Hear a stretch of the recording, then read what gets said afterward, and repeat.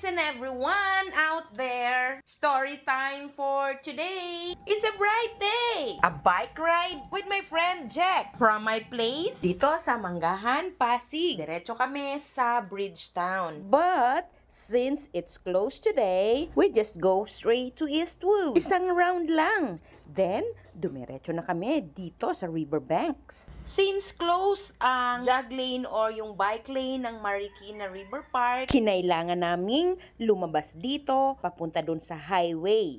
Saka na ulit papasok sa my River Park. Naka-close kasi yung starting point from Riverbank punta ng River Park. Once you're here at the River Park, hanggang doon sa may gitna lang ikaw makakapag-bike. Wala kang dadaanan dahil sarado ang endpoint nito. May ginagawang pag-aayos sa ilog. Lalagyan nila ito ng mga foundation para ito sa gagawing wall na panlaban sa baha. At pagkatapos na nga namin ditong magparoot parito, kami ay tumawid na sa may palengke. Tawid sa mini park sa harap ng City Hall ng Marikina. Inikutan namin ito. Kami ay kumuha muna ng mga larawan at video kung saan naroroon ang isang bahagi ng entrance nito. Ang saya lang, ang daming ganap. Sa isang simpleng labas namin sa pagbabike, marami na kaming nagawa.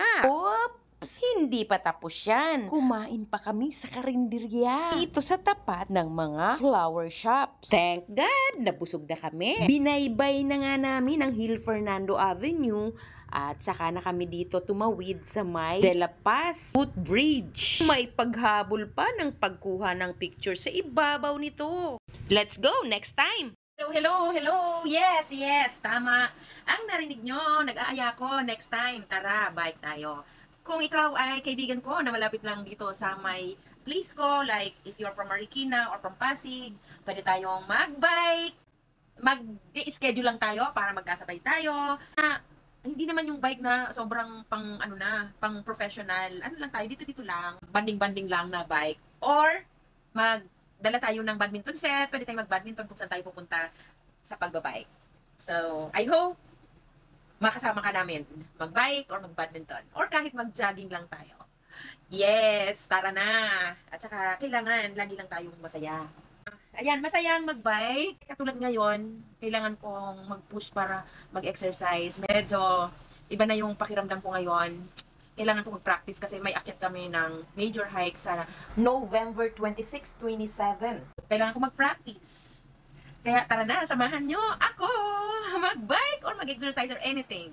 Please follow for more. Maging ang aking isang page, yung Miss Grace Pesa. Paki-follow nyo rin po yun. At always watch my video. Like, mag-share. Maraming salamat!